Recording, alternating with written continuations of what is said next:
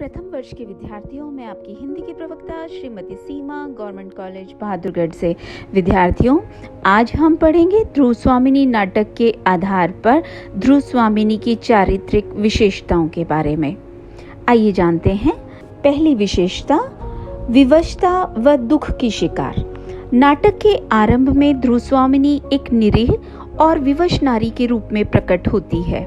वह अपने वैवाहिक जीवन की विडंबना से दुखी है। उसे पति मिला तो मद्यप, विलासी, कायर और अयोग्य।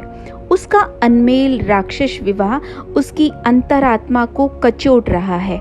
वह सब विवश भाव से सहती है।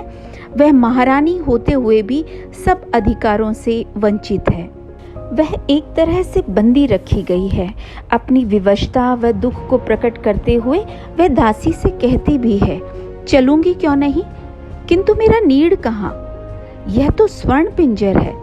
अगली चारित्रिक विशेषता, पति द्वारा अपमानित।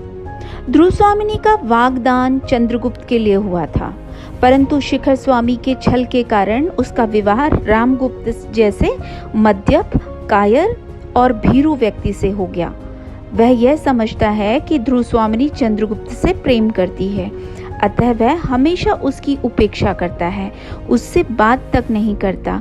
यहाँ तक कि शकराज के उस घृणित प्रस्ताव को भी सहर्ष स्वीकार कर लेता है, जो उसने उसकी पत्नी ध्रुव स्वामिनी को अपनी विलास सहचरी बनाने के लिए भेजा था। यही नहीं, उसके चरित्र पर लांछन लगाकर भी सदैव उसका अपमान करता है। अगली विशेषता, पति परायण अबला। पति की अपेक्षाओं व अपमानों की शिकार होने पर भी ध्रुव स्वामिनी एक भारतीय पति परायण पत्नी है। वह अपने विषम जीवन से भी समझौता करना चाहती है। वह अपने पति के पांव पड़कर अपने नारित्व की रक्षा की भीख मांगने में भी संकोच नहीं करती। वह पूर्ण आत्मसमर्पण करने को प्रस्तुत हो रामगुप्त से कहती है, मेरी रक्षा करो, मेरे और अपने गौरव की रक्षा करो। राजा, आज मैं शरण की प्रार्थनी हूँ। मैं स्वीकार करती हूँ कि आज तक मैं तुम्हारे विलास की सहचरी नहीं हुई, किंतु वह मेरा अहंकार चूर्ण हो गया है। मैं तुम्हारी होकर रहूंगी। आइए अब जानते हैं अगली विशेषता, आत्मसम्मान की रक्षिका। हालांकि रामगुप्त से अपने नारित्व की भीख मांगते समय ध्रुव स्वामिनी एक अबला नारी के रूप में प्रस्तुत होती है, परंतु जब घोर अपमान के साथ रामगुप्त उसकी याचना को ठुकरा देता है तो उसका आत्मसम्मान जागृत हो जाता है तथा वह स्वयं अपने आत्मसम्मान की रक्षा का भार वहन करने को तत्पर हो जाती है और कहती है, निर्लज्ज, मद्यप, क्लीव, ओह, तो कोई रक्षक नहीं है। और ठहर कर कहती है, नहीं, मैं अपनी रक्षा स्वयं करूंगी। मैं उपहार में देने की वस्तु शीतलमणि नहीं हूँ। मुझ में रक्त की तरल लालिमा है। मेरा हृदय उष्ण है और उसमें आत्मसम्मान की ज्योति है। उसकी रक्षा मैं ही करूंगी। आइए अब जानते हैं अगली विशेषता, तर्कशीलता। ध्रुव स्वामिनी एक तर्कशील स्त्री है। नाटक में वह अनेक स्थलों पर अपने तर्कशील होने का प्रमाण देती है। यथा जब रामगुप्त ये सुनकर कि पहले ध्रुव स्वामिनी का संबंध शकराज से ही स्थिर हुआ था, शकराज के प्रस्ताव को मानने की कोशिश करता है, तब वह तर्क करते हुए कहती है, महाराज, किंतु मैं भी ये जानना चाहती हूँ कि गुप्त साम्राज्य क्या स्त्री संप्रदान से ही आगे बढ़ा है? इसी प्रकार उसकी तर्कशीलता कुछ अन्य स्थलों पर भी प्रकट होती है, जैसे, किंतु क्या धूर्त होने से ही मनुष्य भूल नहीं कर सकता? आर्य, समुद्रगुप्त के पुत्र को पहचानने में तुमने भूल तो नहीं की?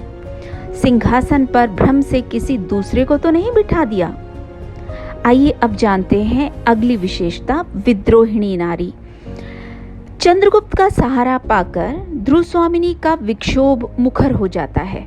वह न केवल आत्महत्या का विचार बदल देती है, अपितु वीरता पूर्वक चंद्रगुप्त के साथ शकराज के पास जाती है और शकराज को मारने में चंद्रगुप्त की सहायिका बनती है।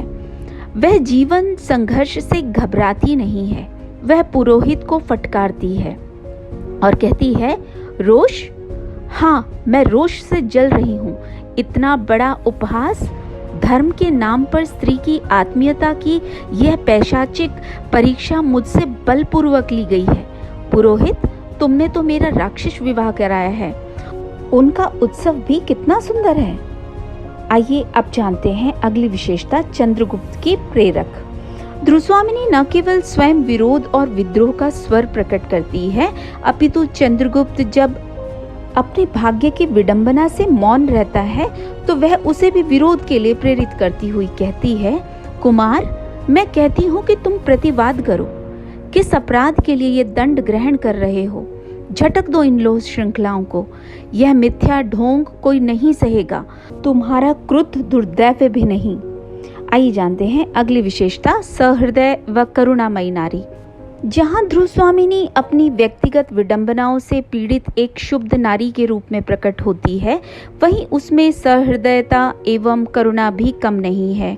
हालांकि अपने क्षोभ के कारण पहले कोमा को शकराज का शव देने से इनकार कर देती है, परंतु उसके द्वारा प्रेम की दुहाई देने पर थोड़ी झल्लाहट के साथ वह उसे शव ले जाने की आज्ञा दे देती है और कहती है, जलो, प्रेम के नाम पर जलना चाहती हो तो तुम शव को ले जाकर जलो। जीवित रहने पर मालूम होता है कि तुम्हें अधिक शीतलता मिल चुकी है। अवश्य तुम्हारा जीवन धन्य है। सैनिक से कहती है, इसे ले जाने दो। इसी प्रकार निरीह मिहिरदेव और कोमा की रामगुप्त द्वारा निर्मम हत्या पर वह शोक प्रकट करती है। इन प्रसंगों से उसके सहृदय एवं करुणामयी होने का पता चलता है। आइए जानते हैं अगली विशेषता चतुर। ध्रुवस्वामिनी चतुर तथा बुद्धिमान स्त्री है। वह अपनी चतुराई से सामंत कुमारों को ठीक समय पर उचित शब्दों के प्रयोग से अपने पक्ष में कर लेती है, पुरोहित की सहानुभूति अपने प्रति बना लेती है तथा चंद्रगुप्त को प्रेरित कर विद्रोह कराती है। शकदुर्ग में स्थिति को सतर्कता से संभाल लेती है। दुर्ग की स्वामिनी बनकर नेतृत्व भी करती है। अगली विशेषता सच्ची प्रेयसी। ध्रुवस्वामिनी का हृदय एक सच्ची प्रेयसी का हृदय है। वह चंद्रगुप्त की वाग्दत्ता है तथा उसके प्रति उसका सहज अनुराग है। वह अनेक स्थलों पर उसके प्रति अपने अनुराग का प्रदर्शन भी करती है। जब चंद्रगुप्त अकेला ही शकराज के शिविर में जाने की बात कहता है, तब वह उसे अपनी भुजाओं में पकड़कर कहती है, नहीं, मैं तुमको न जाने दूंगी। मेरे शूद्र निर्बल, नार जीवन का सम्मान बचाने के लिए इतने बड़े बलिदान की आवश्यकता नहीं। ये कथन उसकी सच्ची प्रणय भावना को ही प्रकट करता है। ध्रुवस्वामिनी का पति क्लीव और कायर है। ऐसी अस्वाभाविक स्थिति में वह पति से मोक्ष चाहती है। उसके मन में अंतर्द्वंद चलता है कि क्या यह पाप है?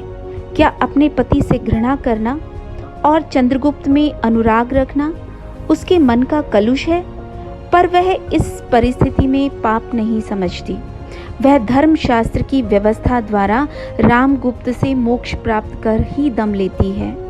इस प्रकार ध्रुवस्वामिनी के इन सभी गुणों और विशेषताओं के आलोक में कहा जा सकता है कि ध्रुवस्वामिनी इस नाटक की सर्वाधिक महत्वपूर्ण पात्र है, जो नाटक के प्रमुख पुरुष पात्र को प्रेरित करके कथा के फल की प्राप्ति करती है। वस्तुतः वह ही इस नाटक का नायक भी सिद्ध होती है।